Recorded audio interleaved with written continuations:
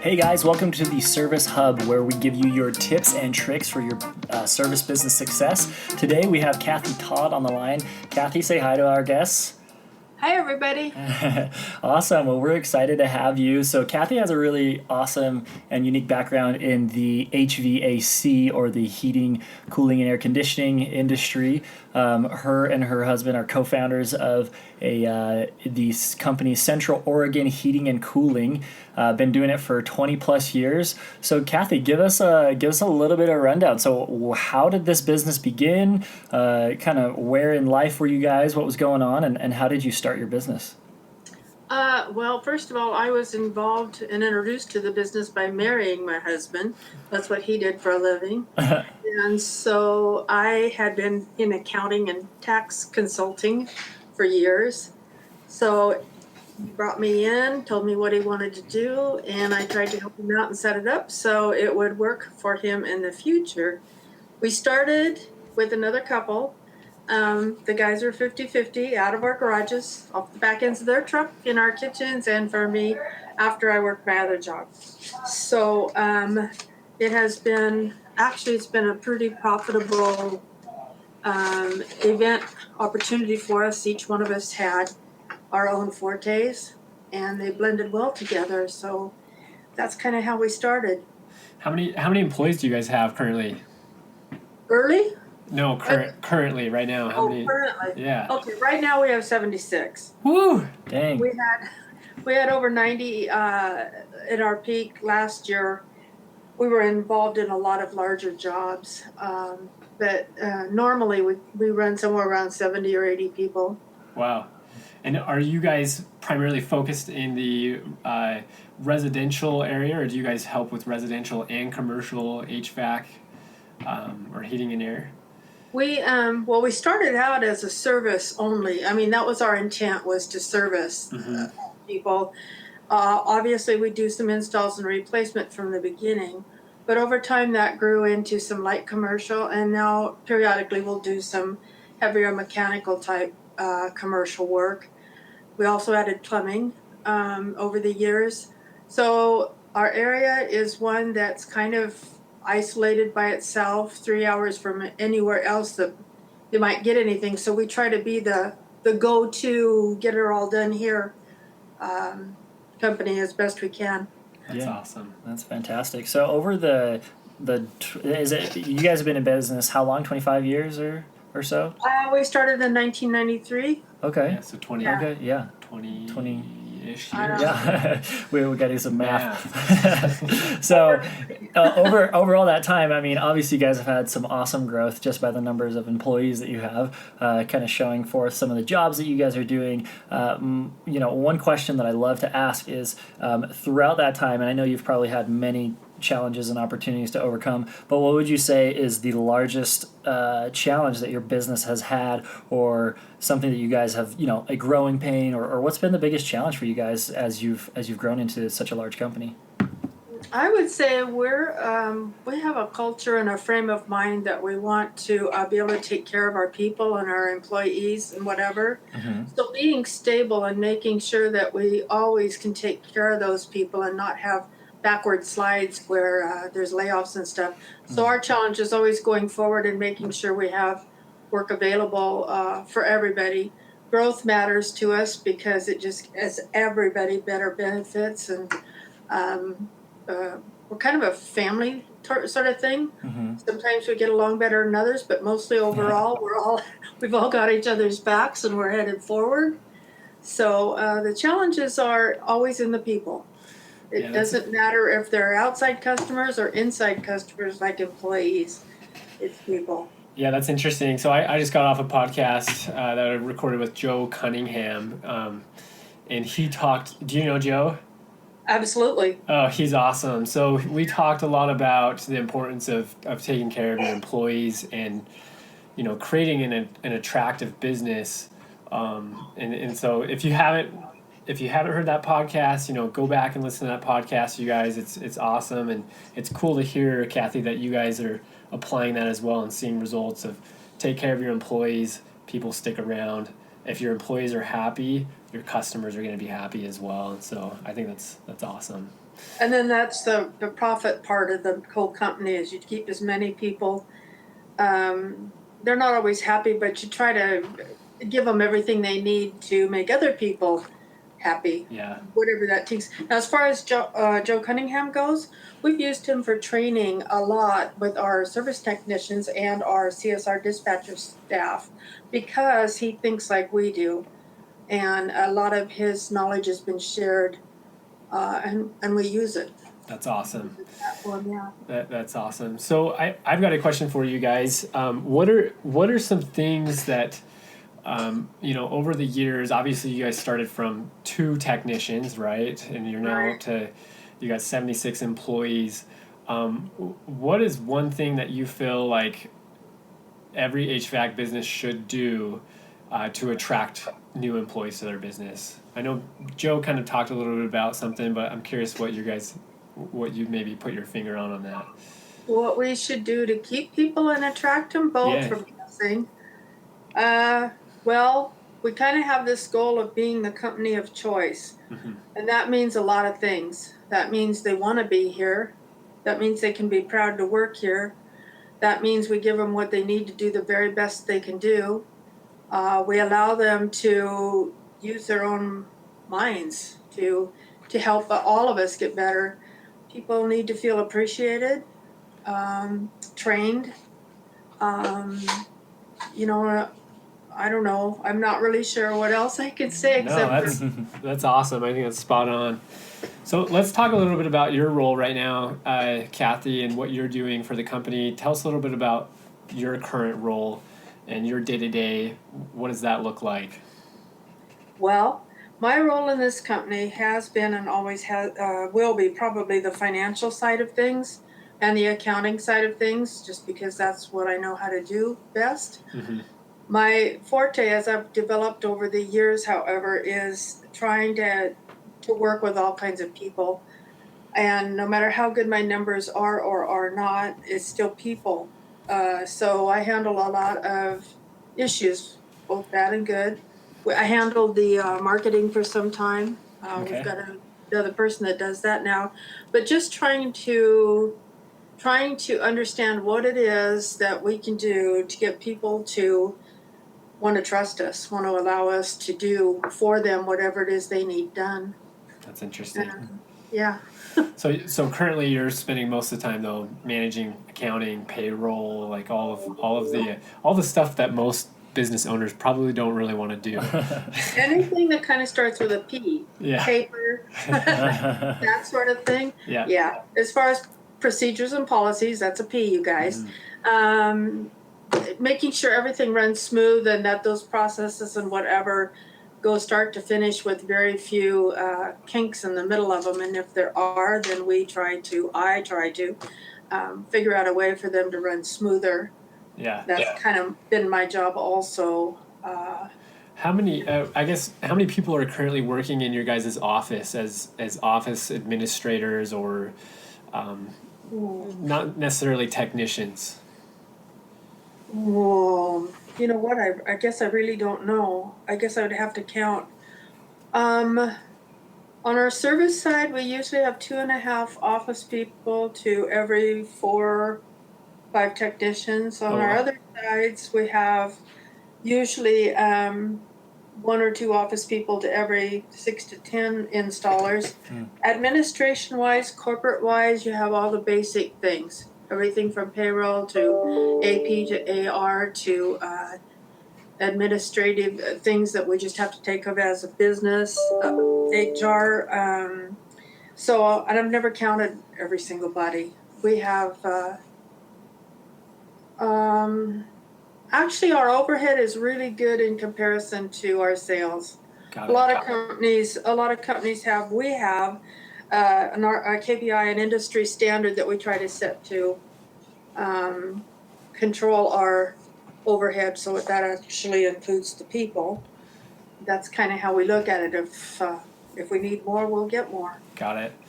So you've been with the business since day one. When would you advise somebody that's maybe just started or 3, 4, 5 years in? When would you advise them to get somebody in an office, like a receptionist or somebody to help them with office work, what kind of time frame would you suggest?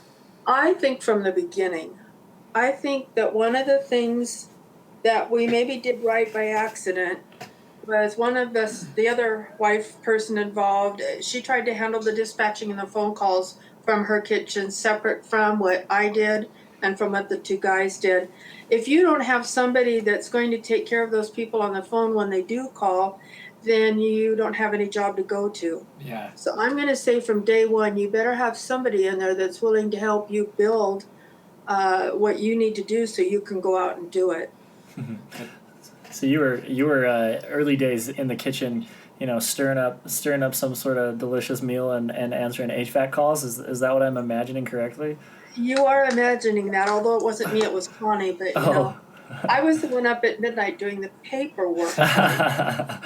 You always get the fun jobs.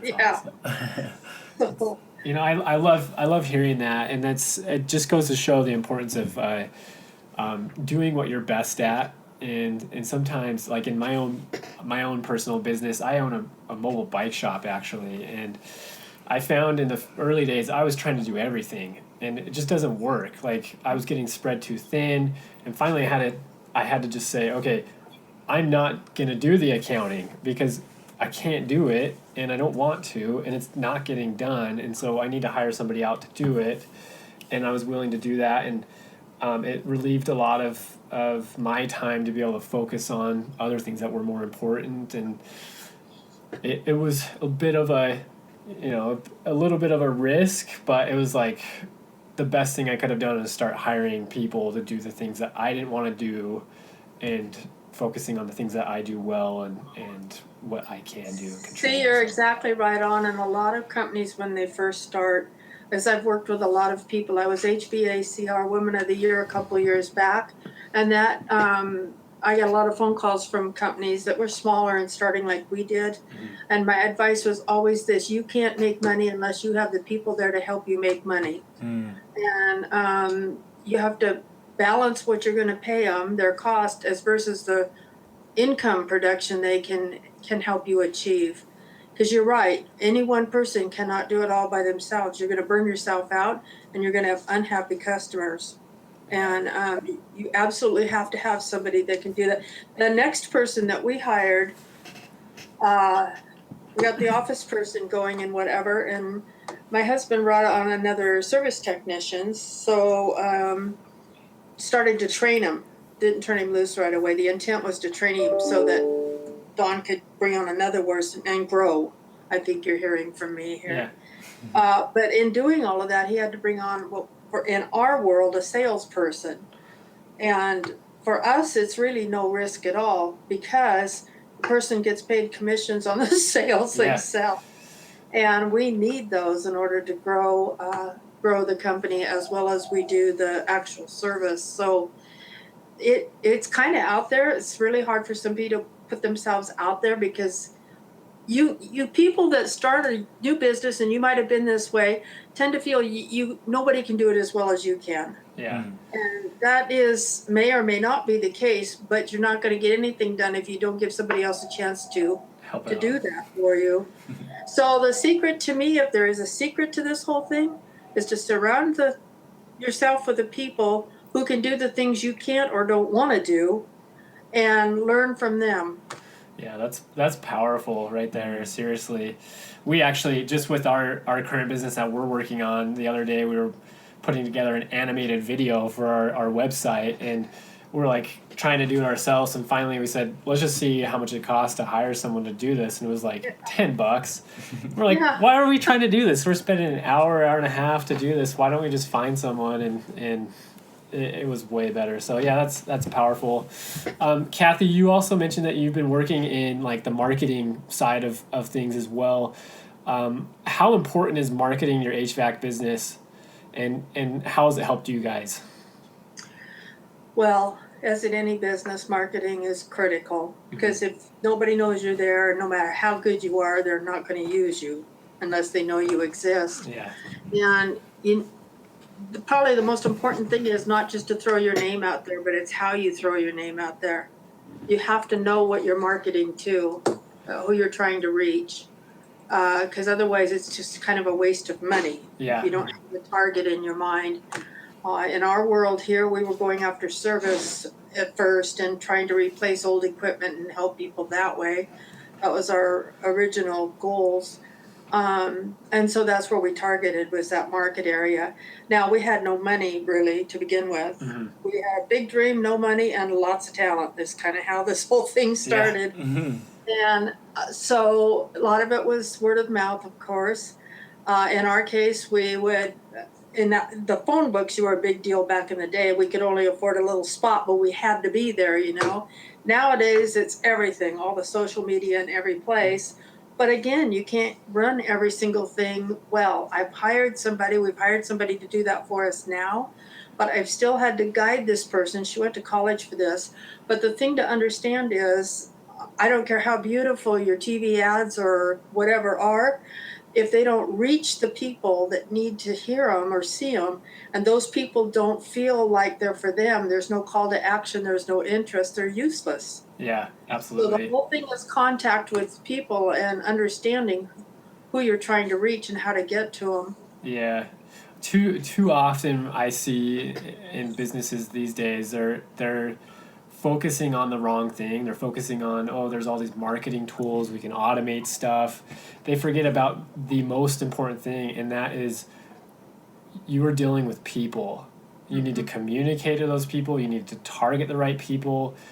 Your copy's got to be right. Your offer's got to be right. Your onboarding, if it's new customers, has got to be right. And so, like, focusing on the person is the most important thing, and not focusing on the tools that can help you accomplish your goal, which is to build awareness and attract Here's those a customers. suggestion, because you have to reach people. We're both saying that. Yeah. But for instance, one of the things in our industry that helped us grow over $3 million in 1 year was wrapping our vehicles, our fleet. At the time, Wow, really? we had a sizable fleet, over 20 rigs and stuff. Now we've got over 50 on the road, but every one of them are wrapped the same way. Mm. The thing is how fast can people recognize you as they're whizzing by at 40 miles an hour, even, much less anything else? Yeah. Do they have time to read what you've got all over your truck or your van or whatever? They don't, and they're not going to. Yeah. So you've got to do something that's memorable without cluttering up everything. So people put way too much stuff on their rigs. Nobody's going to read it. It's a waste of money. We have our name on there and our phone number and our website. But our trucks are all bright green, bright orange, or bright yellow with white mountains, because in our area, the mountains are all about what we are here. Yeah. Nobody can miss us. And we have our name upside down on top. So upside down on top, when people look down, they see our name on top of our rig. That's awesome. But you can see our name in those mountains. No matter how fast you're whizzing by, you're going to recognize us. Totally. Right. So sometimes I'm saying less is more. Yeah. And people forget that too. Right. Yeah, I agree with that. Go ahead. So you guys saw a significant, you say that wrapping the trucks gave you like a significant increase in sales, or what did that look like? What's kind of the story behind that? Well, we are a part of a group called Service Nation Alliance, and it's an incredible group for better business practices. It's not just necessarily technical. It's a group of like-minded people that want to service people. Because of that, we were involved with a lot of companies across the nation that have tried different things that worked or didn't work. We picked and chose the ones we thought would work for us. Mm-hmm. So wrapping those vehicles meant that we weren't just another white van driving down the road, because that's what most people have in the service industry. They might have a colored rig or something, but they're not memorable. Yeah. And so it's got to be something memorable that they recognize instantly. And it wasn't even so much that people didn't know we were here, that those rigs out on the road, they see them everywhere. Even if you only got two, they see these things everywhere. Yeah. And so that helped our top of mind awareness to begin with, and so people would look for us that way. And if they saw us everywhere, they thought we were busy taking care of everybody, which was a really nice thing to think. That helped too.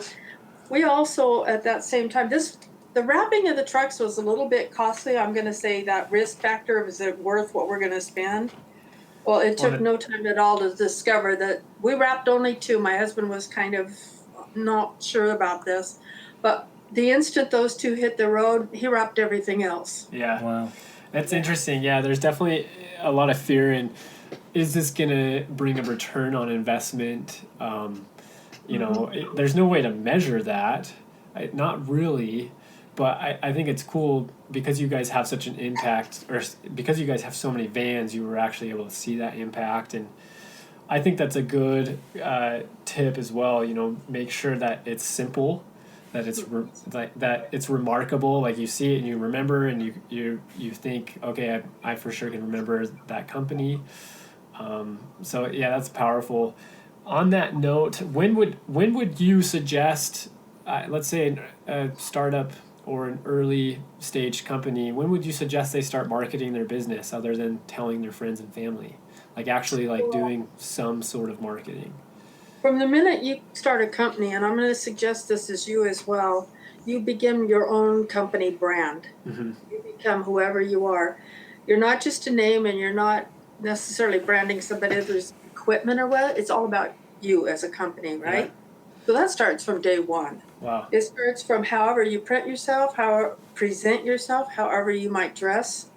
A lot of 1 or 2 or 3 guys, and we did too from the beginning, tried to have some sort of uniform. Eventually they did become, but we tried to do that so that we were consistently presenting the same image, whatever we did. When you actually put your money out there to do some, like I said, first thing that we did in that time frame was phone book, because that's where everybody went. Yep. Did we have a big page? No, we just had to be in the list. Now you have to be in the list on Google, I'm going to say. And that's probably the same sort of tactic. The other thing about that whole subject, that kind of I'm off track with your question here a little bit, but the whole subject is, when you start marketing, be consistent with a theme. Yeah. Because everything you do should tie together. So even our TV ads and our radio ads down the road as we got there are all tied together with a common theme. It might be a promotion for a little while, but every one of them is tied back to that same thing. So we're constantly repeating and hitting on that, right? And then you change them up because they get bored of that, but you make them interesting. Our ads were very different from what you might consider a professional company, trade company putting out there. You as a customer aren't really interested in looking at another darn gray box, because that's what a heat pump looks like, or an AC for that matter. And how often do you look at your furnace or your air handler? They're in a closet somewhere or an attic or something. You don't even see them. So don't put them on TV, because nobody cares, because they don't even look at them. What they care about is what they do. Totally. So you have to put the emotion into that product and allow people to feel what you do. Yeah.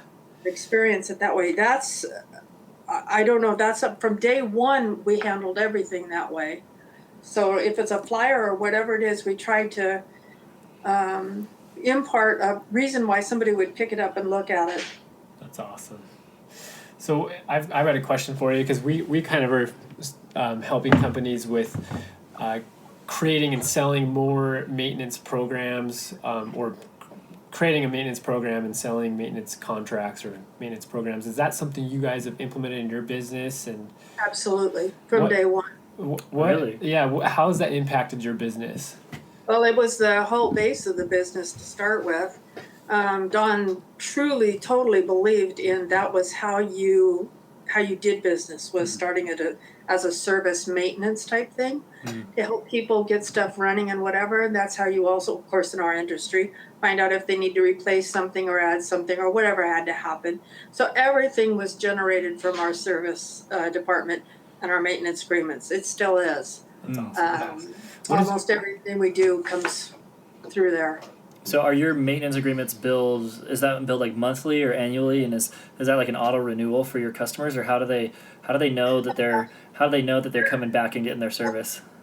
There are so many variations on that theme. No, we don't do the monthly. That isn't a big thing in this area. It could be for some areas, and it might be convenient for some people, but our market, not so much.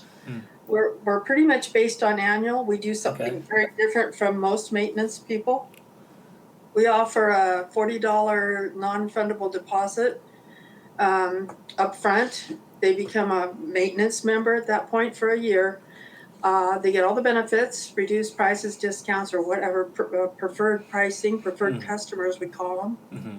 And then when we actually go do the maintenance, we pick up the rest of the tab at that time and renew.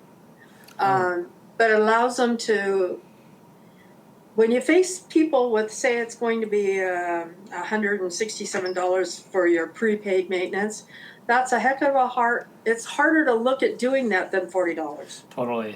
You're kind of asking for marriage, right? Especially if it's a new customer. And a lot of people say that's how come they do it, is to keep them because of that money. Yeah. But that's, to me, not the way to look at it. The way to look at it is to give them something they can use, and they have a reason to stick with you. Yeah. Yeah, so you guys, what I'm gathering from this is it's important to introduce your maintenance contract at the right time. Not when they come to your website, not when they first call you, right? It's usually when you've come to the house, you've expressed or you've shown and given them value, you then move on to that. Is that kind of how you guys mean? That sometimes on the phone we handle it up front. If we know they're not a current maintenance customer, Yeah. we start giving them pricing. We give them both regular pricing and preferred customer pricing. Cool. It takes them 5 seconds or less to how do they get that lower price, right? Yep. That's awesome. So there we go. That's awesome. That's so cool. So that's cool to hear that you guys have implemented that from day one. What are some other benefits you have seen from having a maintenance contract in your business? I mean, has it helped with cash flow and predictability? I mean, does it give you guys, does it help you sleep at night? I mean, it does for me, for my business. Is it the same for you guys? Well, there is a stability in it. That's for darn sure. You know, you always have something to fall back on. I'm not sure. I guess I take it for granted. Yeah. Because you can't be in the customer service business if you're not willing to take care of them. And a maintenance agreement just allows us to do that. Totally. So I guess I just take it for granted that that's what you do. No, I think it's awesome. I think that it needs to be taught more, and more businesses need to adopt it. And there's a lot of studies out there that show that it benefits your business in several ways. I mean, Amazon.com is probably one of the best examples. They've seen a significant increase in annual spend per customer because they've got some sort of membership, right? They've got some sort of loyalty program that's beneficial, but not traditional loyalty program. Not like, whoop, we lost you. Here we are. We're back. What happened to us? I think we were trying to. That was my bad. I was trying to check. We were checking the time. I was talking about Amazon Prime membership and how you're paying an annual or monthly fee to get benefits back, and there's just a lot of benefit there. So that's cool that you guys are doing that and you're experiencing a lot of value and benefits from it. So Kathie, we're coming up here on the end of our podcast. Do you have any tips, any tactics that you feel like you'd love to share with people before we close up here? Well, for a business tactic, I would suggest they always remember that their fellow staff, peer employees are all part of their customer base, and they need to treat them that way. Awesome. How can our audience learn more about you and what you're doing? Are you okay with sharing your information and letting people contact you, or is there some way people can learn more about you and your business? I have no problem. If I can help somebody, that's just fine by me. Somebody helped me once upon a time too. So they can always get us through our website, of course, get to me that way. I guess that's probably the best way. Cool. And what's your website, Kathie? Pardon? And what's your website? Oh, our website is coheating.com. coheating.com. That's like Central Oregon heating, yeah. Awesome. But that's way too big a long word, so coheating.com. But yeah, our phone number is there. They can reach me by phone. Awesome. And we've done a lot of this. Over the years, I've had occasion to speak in different states across the country to help people understand that they can do it if they just put their mind to it, you know? Right. Yeah. That's It's awesome to see people like you guys pioneering the way, really showing people that it's possible. And I mean, for me personally, like it's motivating to just talk to you and inspiring. And so we really appreciate having you on our show today, Kathie. And thank you so much for your time. Yeah, thank you so much, Kathie. Thank you guys too. I appreciate it. Of course, good to meet you, and have a wonderful day. You too. A nice weekend while you're at Yeah, it. definitely. And guys, if you're listening, remember to give us a review and tune in next week. We got a lot of awesome guests coming up. And again, thank you so much, Kathie. Yeah, 5-star reviews only. You got a review that's not 5 stars, and we don't want it. we don't want it. Get it out of here. I'm just kidding. You can do the same for us, you know. Yeah, 5-star review for CO Heating. Of course. Yeah. Awesome. Have we given you 5-star service today? You have. Thank you so much.